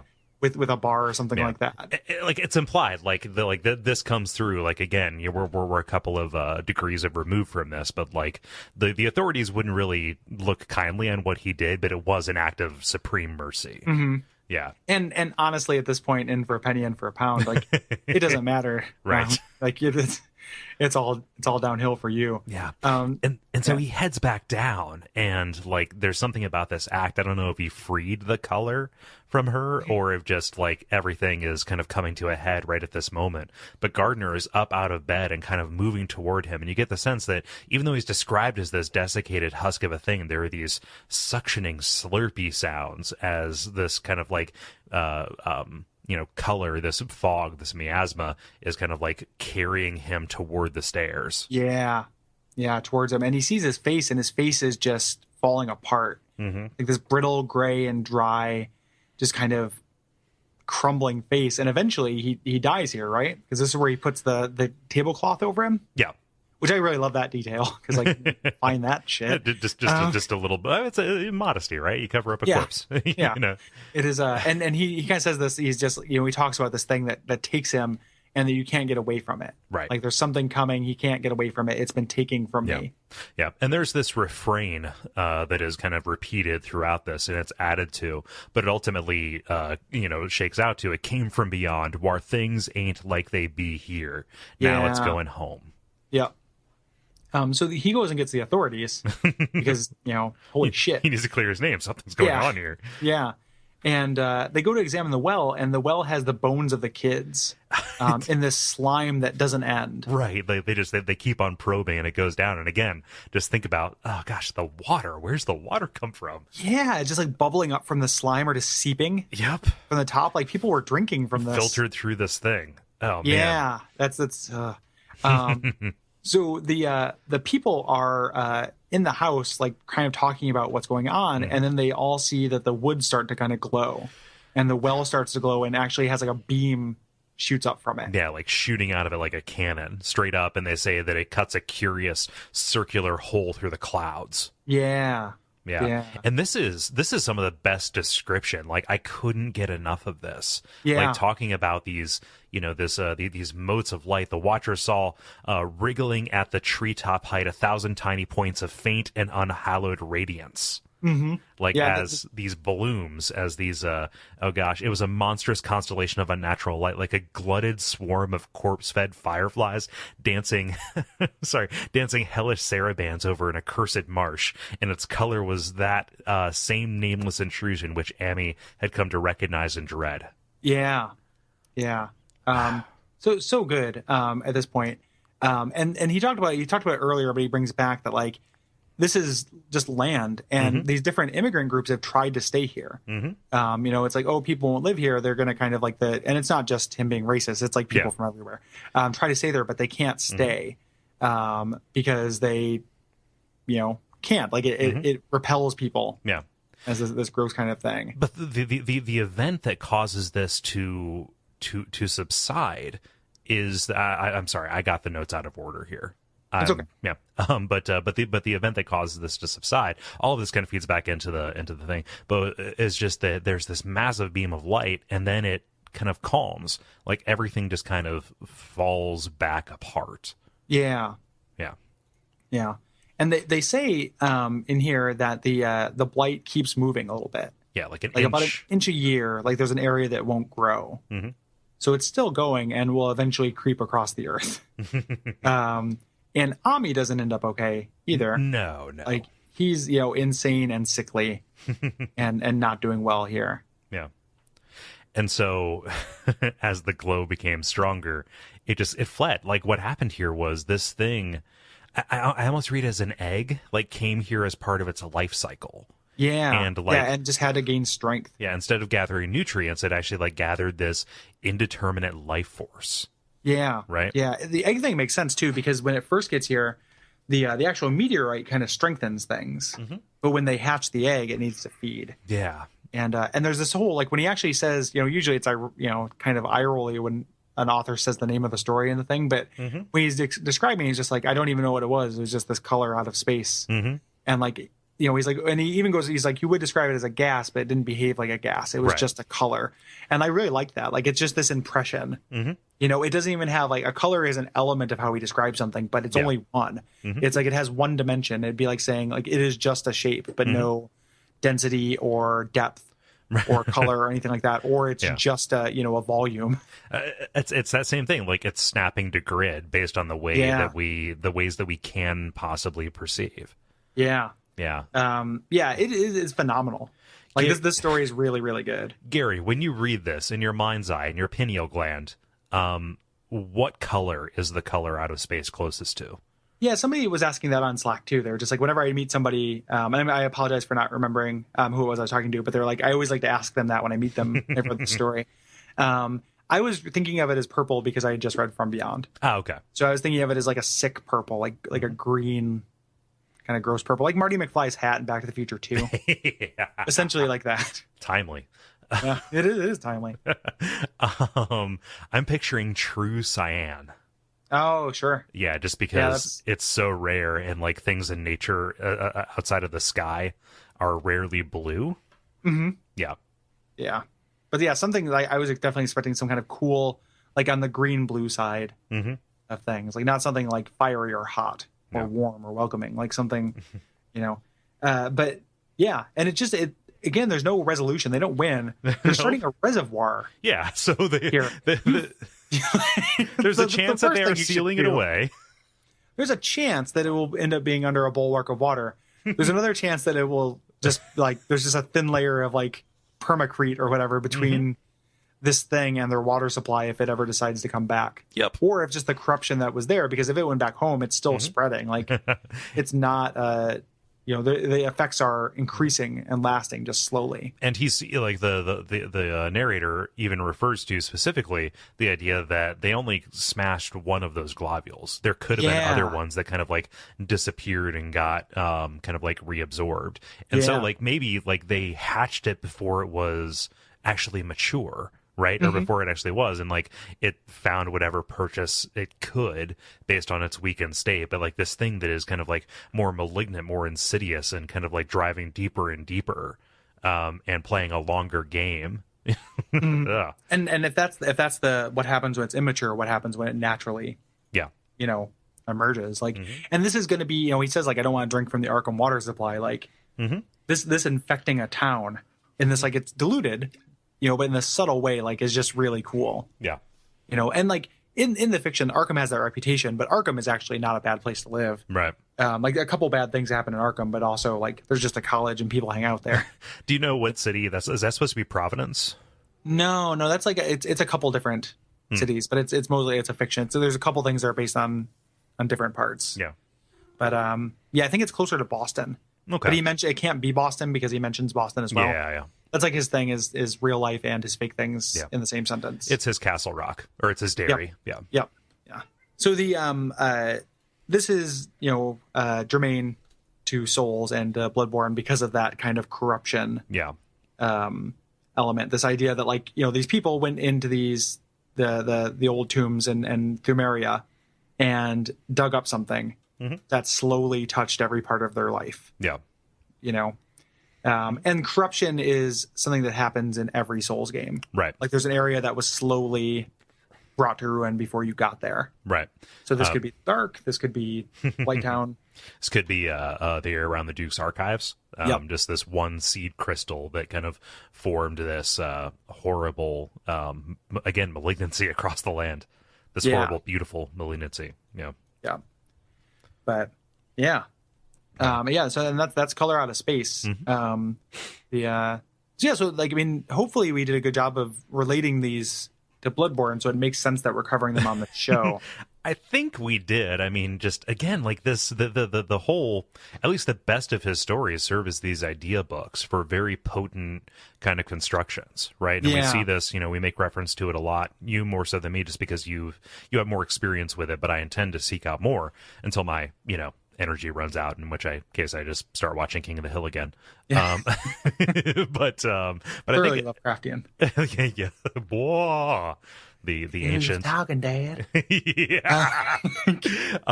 But I think it is like we've drawn these comparisons so often as it goes, and it's it's nice to have an explicit reason to do so. And I would say that even though we kind of like laid these ideas bare and put the arc over, like especially like From Beyond or like any of the shorter ones, go for it. Read those, because what I'm noticing as I read more of this, and I'm dipping into the Yellow King a little bit, like reading these primary texts that so many ideas or so many other works have kind of like based their ideas off of, just enriches your appreciation for them, right? Yeah. And so even if you know what the twist is going to be, there's a lot of profit to be found there. Yeah, it doesn't really matter that you can predict what's going to happen in a lot of these stories, I think, especially in like the Color from Outer Space, because or the Color Out of Space, because it's all atmosphere. Yeah, it's all atmosphere and just like slow, inevitable degradation that you can't fight. Yeah, like just this is happening to this family. We're going to take you through it in painstaking detail. Yeah, like that's where the story, like the horror is. Like, yes, there's the horror that sticks with you. That's what happens to Arkham, and there's the climax where they see the thing. But just this is what happened to a family. It's like very personal. Yeah. This is what happened to some innocents because of this cosmic thing beyond our control. Yeah, you're just like, you're not even collateral damage. yeah, you're like your food. You're nothing. So when we talk about how can we bring this up, this has been a really old thing for the network. Like this was on the bingo card, the first jokey bingo card, like 6 months into the show, and like it ceased to be in show notes unless it's something specific. But like it's just. The weird thing is other people aren't bringing it up, I guess, or never bring it up, because that's where it comes from. Yeah, is this stuff, and even though like what Cole said, we kind of talked through some shade at the shorter stories. Like a bunch of them are very good.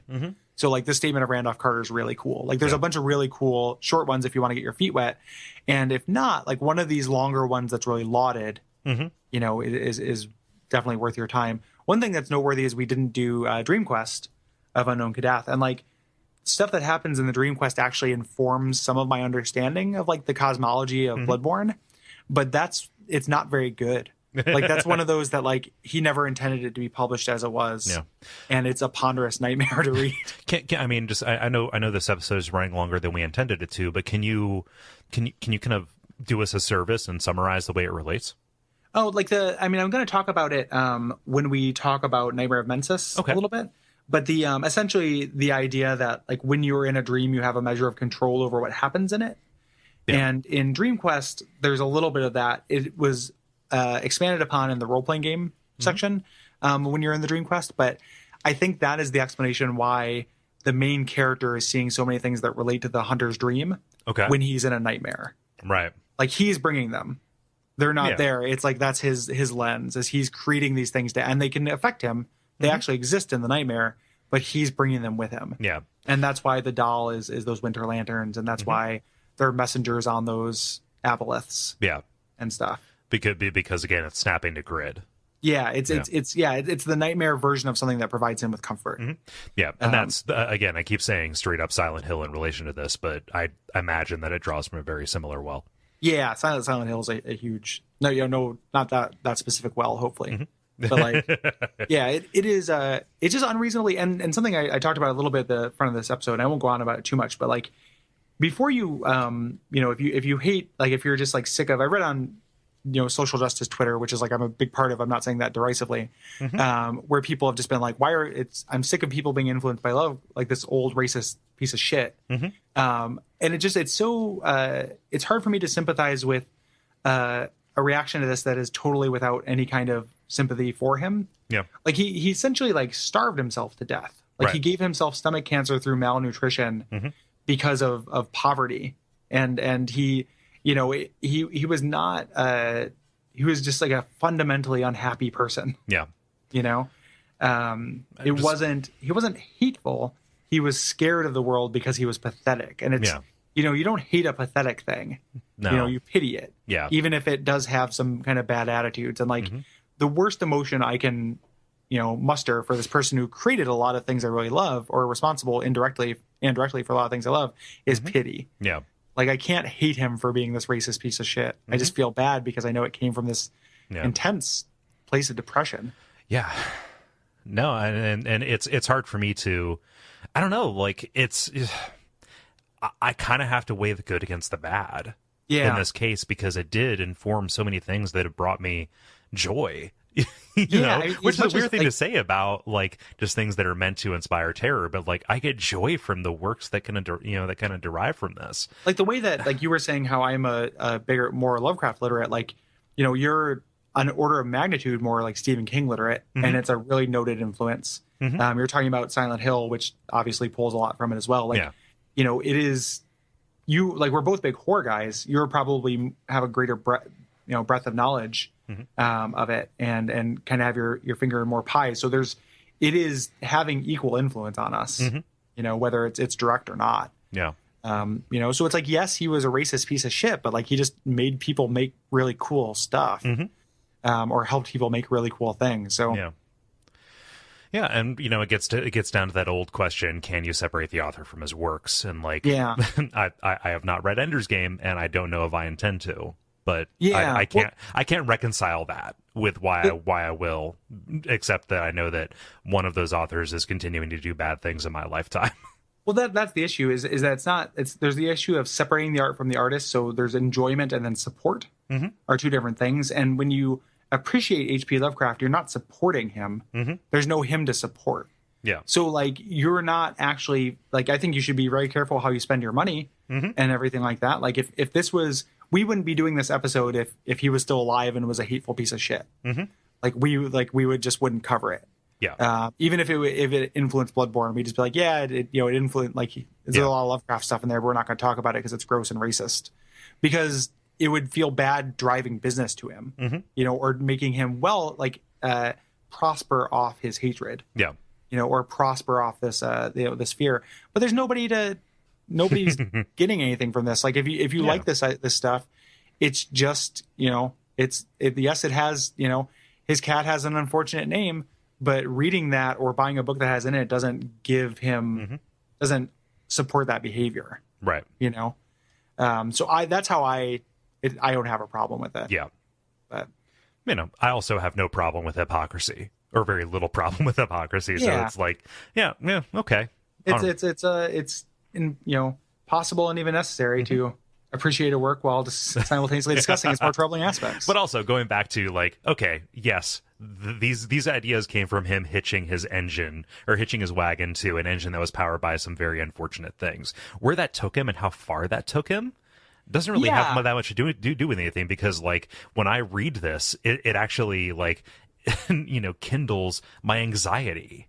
Like it is a safe way for me to engage with that very real part that is at the center of me, that I can kind of close it. Yeah, I don't think anybody's ever reading this stuff and being like, yeah, black people have sex with aliens. No, I've like, heard nobody's doing that. Like, I don't think that audience exists, right? Like, I mean, there are probably people who like Lovecraft who are racist, but I don't think in greater numbers than people who are racist who like just like video games, or just like there are probably as many racist people or more who like Call of Duty, and the kind of troubling racist stuff in that, which is in some ways is kind of grosser because it's hidden and it's not, it's not directly there in the page because it has the, it's weird to call it audacity because it was not audacious in its time, but it's direct. Yeah, but I don't feel like people are reading this and they read something like The Shadow over Innsmouth and they're like, man, black and white people shouldn't get married. They're probably, I guess I can't project, but when I read it, I'm like, man, what would it be like to be a teenager in that town? And then your parents explain to you like, okay, well, this is what you have to do for our religion and to live forever. Have sex with this fish person. This is your, this is your weird fish bride. Yeah. Or something like that, or like, hey, I'm sorry, honey, but we're going to put you into the ocean to be this, like, things like that. Like, that is what my imagination takes. I don't add that real life subtext that I know can be there, but it just, I don't have a problem not recalling it. Yeah. And this will be a little bit of a controversial statement. I don't know how dangerous it is to try on a thought. Yeah. Yeah, no, I mean, it's like we talked about it before when we talked about suicide, where it's like, I've thought about suicide. I haven't necessarily like considered it or planned it. Yeah. But I've thought like, what would it be like to never, like, what would it be like to kill myself? What would it be like to live forever? Like, you're just trying, it's not dangerous. You're just, trying out a thought is a good way to put it. Yeah. I don't think there's that much of a problem with that. Yeah. Like, that doesn't bother me that much. You reject it, but it's still, there's nothing wrong with just thinking like, oh, this could be a thing. And it's super important in the grand scheme of things. Like, it's not like if you don't feel like most things that are happening or have happened were touched by racism in this country, you're fooling yourself. Like, it is that's everywhere. Like, we live on a foundation of it. Yeah. There's a wonderful principle in mindfulness meditation, or just mindfulness thought, which is that clouds don't stain the sky.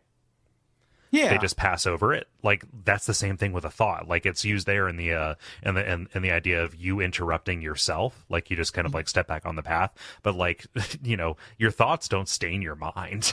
Yeah. Yeah. I mean, and if it does, if it feels like it's going to, that's when you should course correct. But I am strong enough. I think most people are strong enough to entertain a notion of like, a town where people have to fuck fish to live forever without it necessarily meaning that they want to fuck fish. There's also that kind of goofy level that you can engage on this because like horror is very closely related to comedy. Yeah. Yeah, it is. There is something funny about the idea of like, if you have enough sex with the right fish, then you're set for eternity. It's so hard to find a good fish these days. Reverse mermaids, man. It's I keep telling you, that's why I keep coming back to. Daddy, like, you don't look at the mantle when you're poking the fire, buddy. Jesus Christ, Gary. I can't remember when I first heard that, but it's always stuck with me as a disgusting sentence. I heard you say something this past weekend that I really liked, which is I wasn't fishing, but I liked what I caught. Yeah. It was a totally different meaning. I know. Yeah. Just yeah. All right. Well, that's our Lovecraft thing, and it's not exhaustive either. Like, no, there's more that people could do. But thanks for listening. Thanks for taking on this weird tributary.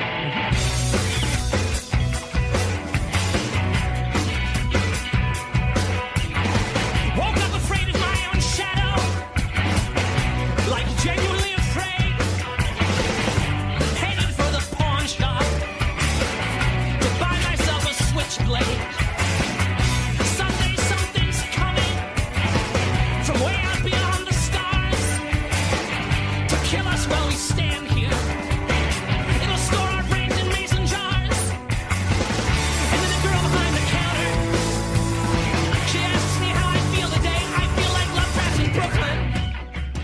us. What are we doing next time, Cole? Next time, we're going to be doing the Nightmare of Mensis, continuing on the critical path of Bloodborne, and we're going to be joined by Davin Pavlis, Davin, there we go. I'm sorry. I think I might have said Plavis at one point in the past, but it's Pavlis, and I apologize, Davin.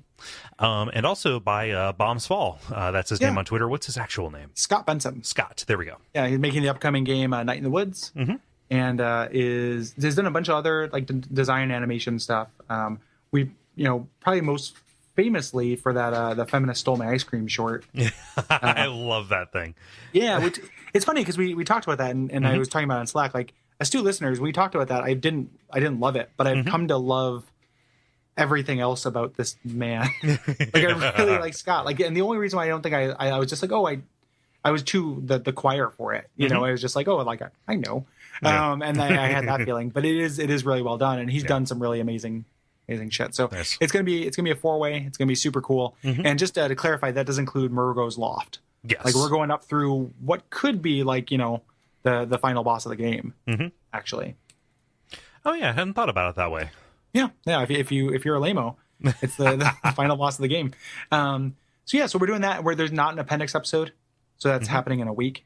Oh, there's an appendix episode for Mensis. There's not an appendix for this episode. Yeah, that's what I meant. So yeah, that Mensis comes up. But there is an appendix episode for Mensis. If you have thoughts about Nightmare of Mensis or Murgo's Loft, hit us up at duckfeed.tv/contact. Yeah. Thank you, everybody who bought a Bonfireside Cats shirt in support of Gary. We're getting some pictures of those kind of trickling in. I love seeing those because I like that design. I'm proud of it. So go ahead and send us more of them. Cole did the design. It's all cool, and it is really good work. Thank you. Yeah. If and that made me think of something I wanted to put out a call next time we recorded. If you're one of our Patreon supporters, and we'll talk about Patreon in just 1 second, and you won another shirt from us, I haven't seen pictures of very many of those. Like, if you want to take a picture of you wearing that shirt, that would be great. Yeah. We're not going to use it for gross marketing things or anything. We just want to see it. Like, yeah.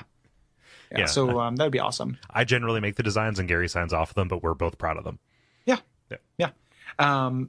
If you want to become a patron, you can go to patreon.com/DuckFeed.tv. You get episodes a day early.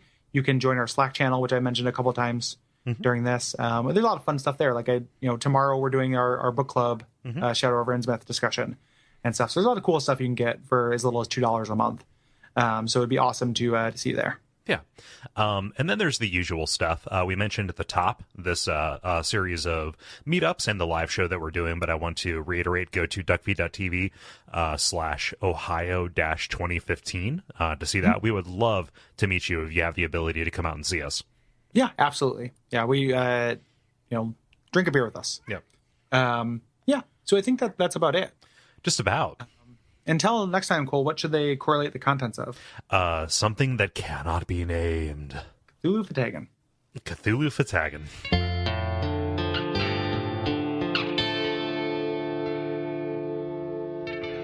And we all pray that we will have far more soon.